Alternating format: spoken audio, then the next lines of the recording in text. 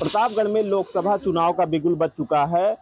छठवें चरण में प्रतापगढ़ में मतदान होना है। तो हमारे साथ तमाम सारे लोग मौजूद हैं जो कि इस समय स्टेशन पर चाय की दुकान पर चाय पी रहे हैं, वहीं पर राजनीतिक चर्चा कर रहे हैं। तो हम आपको तस्वीरें दिखाना चाहेंगे किस तरीके से यहाँ लोगों का जो जमावड़ा है वो लगा हुआ है और प्रतापगढ़ की जो राजनीतिक सरगर्मी है वो पूरी तरीके से तेज है। लोग चाय पी रहे हैं और चर्चा कर रहे हैं। सबसे पहले हम बात करना चाहेंगे किस तरीके से आप माहौल देखते हैं प्रतापगढ़, क्या राजनीतिक माहौल लग रहा है आपको?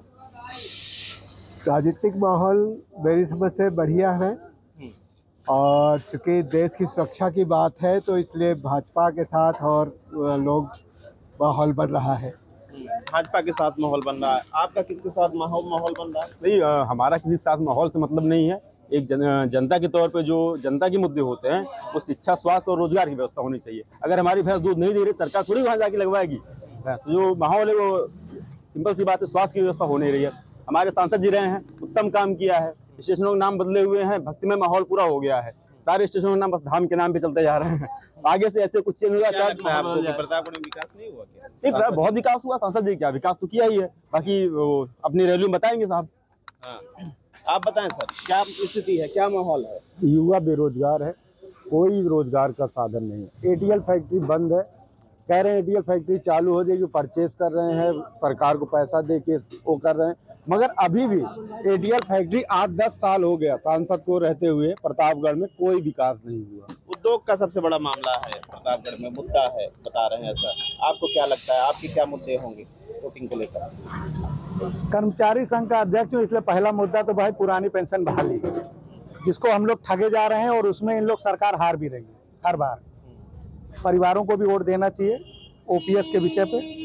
दूसरी विषय है कि चुनाव का माहौल अभी 50-50 है, इससे ज्यादा नहीं। सर, चुनाव का माहौल तो अभी 50-50 है। आप चाय पी रहे हैं, चर्चा कर रहे हैं, आपकी नजर में क्या लगता है? आप चाय पे चर्चा कर रहे हैं, लेकिन दुख के साथ आज ये चाय भी फीकी लग रही है, क्योंकि इसी चाय के झांसे में आकर के हम लोगों ने उनको वोटिंग करी है और आज ये चाय खुद चीनी पड़ते हुए भी शुगर फ्री लग रही है। आज की डेट में भी प्रतापगढ़ में सबसे बड़ा मुद्दा वही हमारा बेरोजगार, वही हमारे लिए यहाँ पे नहीं है। सारे स्कूल कॉलेज सब बंद पड़े हैं, सिर्फ चुनावी भाषण, लोभ लुभावने, भगवान के नाम पे वोटिंग कराना, भाषण देना, सब कुछ। भगवान हमारे लिए मुद्दा नहीं, हमारे लिए मुद्दा बेरोजगारी है। हमारे लिए महंगाई है। 200 रुपये लीटर हम तेल खरीद रहे हैं, 150 रुपये लीटर हम पेट्रोल भरा रहे हैं, 100 रुपये लीटर डीजल, ये सब हमारा मुद्दा है। सर, क्या लगता है कि कैसा सांसद का कामकाज रहा इस 5 वर्षों में? 5 वर्षों में इस क्षेत्र प्रतापगढ़ जनपद की जनता जो है माननीय सांसद जी का रिपोर्ट कार्ड 5 वर्ष का मांग रही है,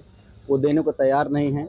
जनता नाराज है, बिल्कुल बदलाव के मूड में है और युवा रोजगार मांगने के लिए परेशान है। जो भी वैकेंसियां निकलती हैं पेपर लीक हो जाता है, इस पे भी रोजगार परेशान है। पेपर लीक हो जाता है। सर, आपको क्या लगता है कि वास्तव में पेपर लीक हो रहे हैं? पेपर लीक हो रहे हैं। हमारी तो सबसे पहले प्रथम हमने आपसे बताया कि पुरानी पेंशन बहाली के लिए हम लोग पूरे तरीके से कर्मचारी सारे दुखी हैं, नाराज हैं और हम चाहते हैं, सरकार से अपील करना चाहते हैं कि पुरानी पेंशन बहाली के लिए हमें जो है मौका दिया जाए और पुरानी पेंशन को बहाल किया जाए, क्योंकि बुढ़ापे की लाठी होती है पुरानी पेंशन और हमारे जितने भी कर्मचारी हैं सब बहुत ही जो है दुखी हैं। और भी हमारे साथ लोग हैं, क्या लगता है कि आपको प्रतापगढ़ में किस तरीके से विकास हुआ? वो कह रहे हैं कि सांसद जी तो रिपोर्ट कार्ड ही नहीं दे रहे हैं। क्योंकि अभी कोई एटीएल की बात कर रहा था, जब उत्तर प्रदेश में मुलायम सिंह जी की सरकार थी और देश में कांग्रेस की सरकार थी, तब यहाँ पर एटीएल जो कि बहुत ज्यादा रोजगार सृजन करता था वो यहाँ पर बंद किया गया।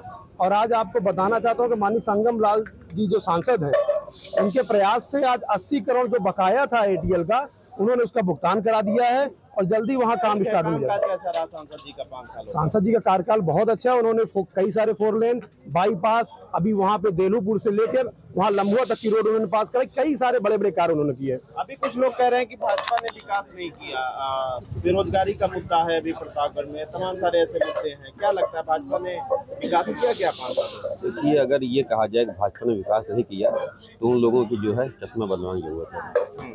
आप यहाँ से प्रयागराज जाइए, 4 लेन रोड बनी है, रेलवे ट्रैक दोहरीकरण हुआ है, ऐसे तमाम बाईपास, शहर का रोड चौड़ीकरण, न जाने कितने काम हुए हैं। ये कहना गलत है कि काम नहीं हुआ है।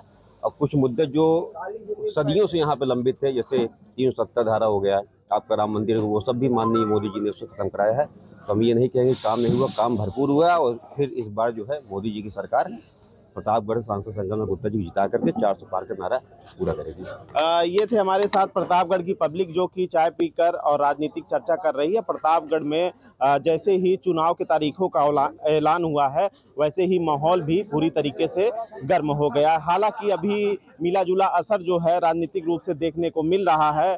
कुछ लोगों का मानना है कि प्रतापगढ़ में भाजपा ने खूब विकास कार्य किए हैं, तो वहीं कुछ लोगों का ये भी मानना है कि रोजगार, छुट्टा जानवर और कर्मचारियों के प्रति अभी भाजपा सरकार को और काम करने की जरूरत है। हालांकि अभी यह देखने वाली बात होगी कि किस तरीके से 25 मई को छठवें चरण की वोटिंग के दौरान प्रतापगढ़ की पब्लिक भाजपा को वोट करती है या सपा को वोट करती है, तो आने वाला समय ही बताएगा। रोहित सिंह, न्यूज़ 18 प्रतापगढ़।